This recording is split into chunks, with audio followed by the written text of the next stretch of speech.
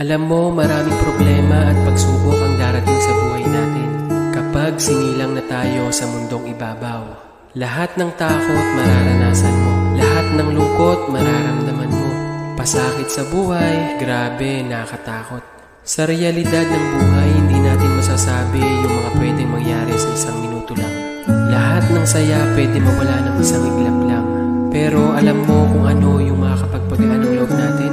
Yung mga taong nagmamahal sa atin, yung magulang natin na tinuruan tayo makipagsapalaran sa hamon ng buhay, yung mga kapatid natin na nakatulong sa atin sa mga oras na mahina tayo, mga anak at asawa na makikilala mo na kukumpleto ng saya na nararamdaman mo.